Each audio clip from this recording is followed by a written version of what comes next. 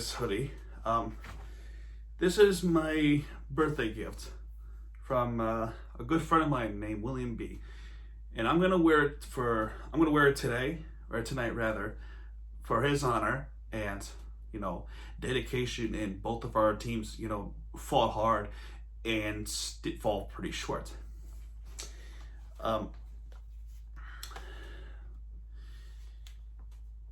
We had a pretty bad week. However, even though they lost, they are the winners of my book. So we're gonna start off with the loser of the week, and it may have come pretty harsh, but it is Inter Miami, and the reason why it's Inter Miami is and it's not all their fault. And let me explain why it's not their fault. Okay, they are playing a very favorite Nashville team who was white hot, and when they got to the game, they found out that their starters, which includes Gonzalez Perez, Gonzalo Higuain, they are unfortunately unavailable to play because of COVID. So they were out because of COVID, and because of that, the roster was short for Inter Miami. And boy, did that show that they badly missed them. And the virus just came at the worst time possible, and then Nashville just overwhelmed them. Randall Leal with that spectacular goal. The defense was, oh man, I can't even explain what the defense was doing too. The defense was just slow. It wasn't as bad as the other games.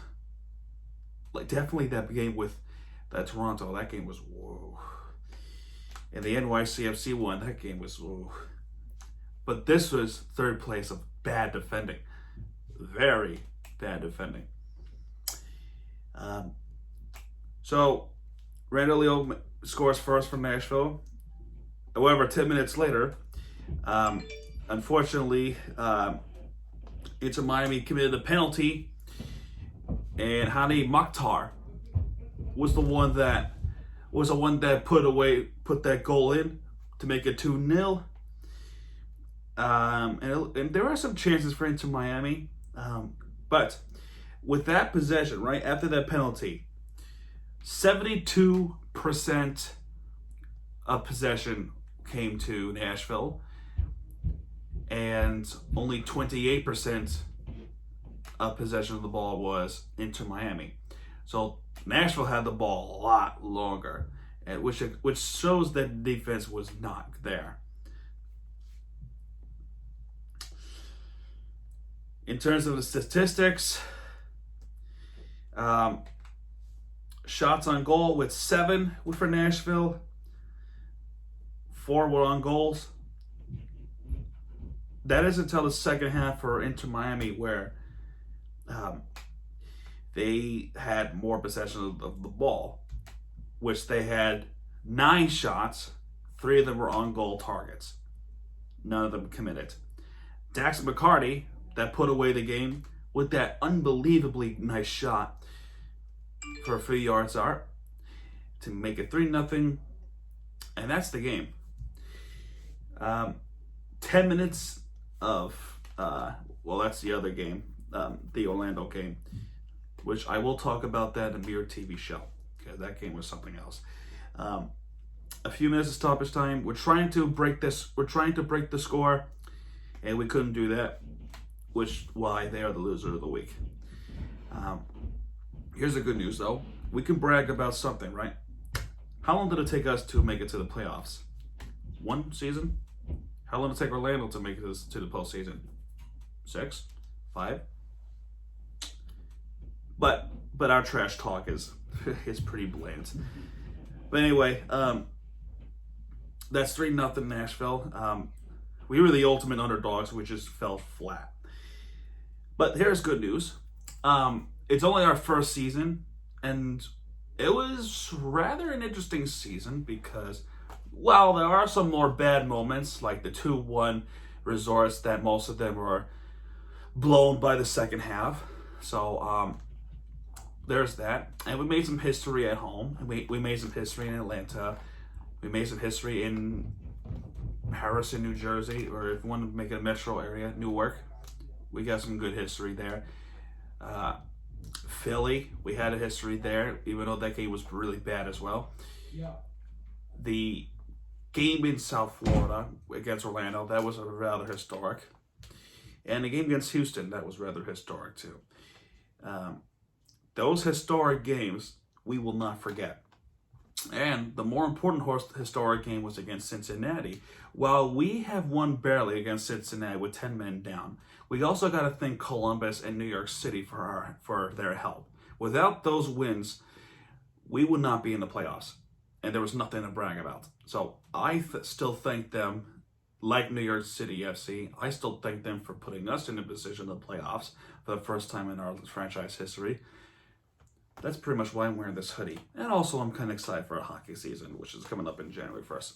I would talk about the Hurricanes, but unfortunately, there was a problem. And that problem was, unfortunately, because of COVID cases, that game was postponed, and they were going to play against my cousin's school, Georgia Tech Yellow Jackets. That game was being postponed to December 19th. December 19th. I don't know what time it'll start, but it's been postponed to that day.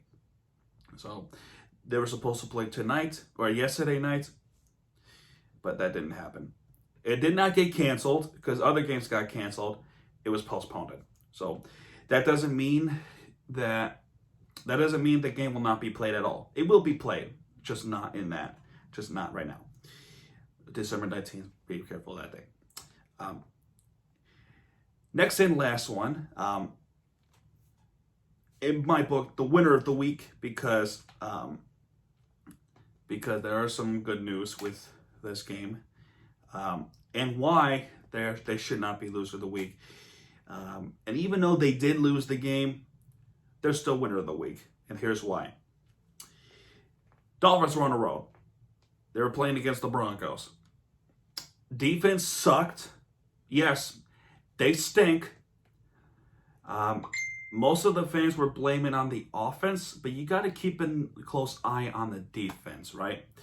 They were being overrun by Philip Lindsay. And if you don't know who Philip Lindsay is, he is the undrafted running back for the Denver Broncos that will put you down to shame. And that's what he did to the Miami's defense. So the first possession, right? It was a 3-and-out. And Broncos' first possession, it was a interception by Xavier Howard.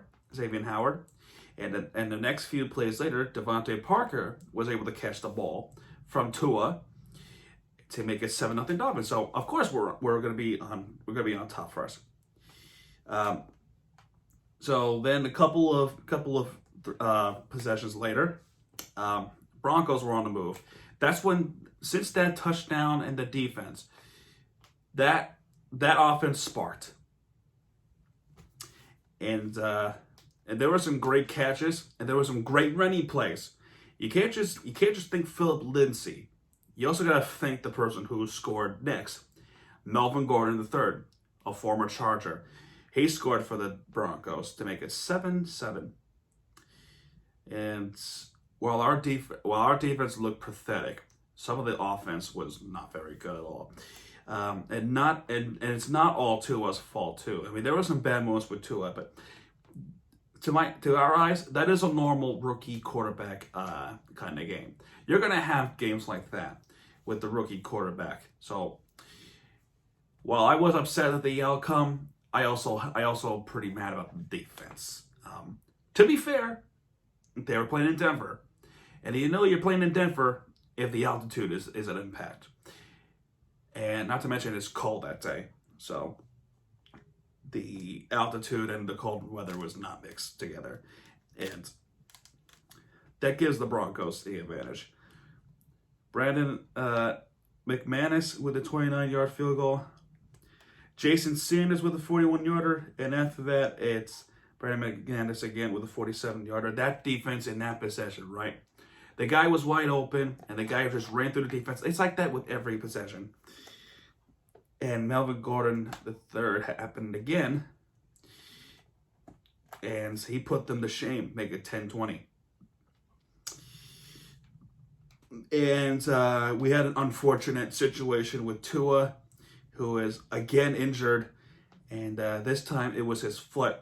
And it looked like his knee was rolled from the defender. Thankfully, it was not the case. And the person that came and stepped in for Tua, Ryan Fitzpatrick, he came back and he looked really good. He looked good. The offense was going down the field. Now, they didn't score a touchdown, but there was a 53-yard field goal. So congrats to Jason Sanders.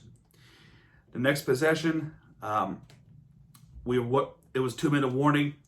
Ryan Fitzpatrick was going to go in the end zone, but unfortunately, the Broncos defense picked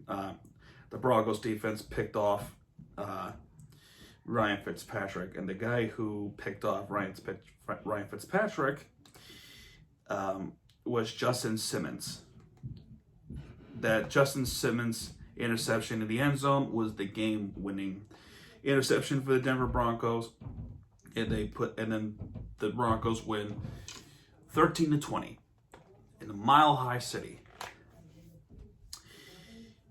Well then, we're at the point where there is not a lot of games for us because Inter Miami's season is over. We're still waiting for the Heat season. We're still waiting for the Panthers season. But then we have a game next week against the Jets. They are playing against them in MetLife Stadium. They are a heavy favorite. And if they lose that one, then there's an embarrassment. Sam Darnold's going to come back and play that game. And we don't know for sure if Tua's going to come back against the Jets. We don't know. There could be a chance that he will start. Even though Flores said he will start, there's no guarantee. So, I don't know. So, we got the Jets next week. For the Hurricanes, depending on the COVID cases, actually, we're not playing next week either. So, the only game that's on next week is the Dolphins. Other than that, really nothing else. And that's all I'll say. And, yeah, folks, Mirror TV Plays is my gaming channel. Go check that out. For the people who were talking about that Orlando game, go check out the Mirror TV show. For this week, because this week is Thanksgiving, this Mirror TV show is going to be on Wednesday instead of Thursday. So Wednesday, tune in. We have a lot to talk about, especially that Orlando game for the MLS fans. And that's pretty much all. So, thank you guys for watching. If you like this video, please hit that subscribe button. And yeah, folks, Mirror TV signing out. Good night.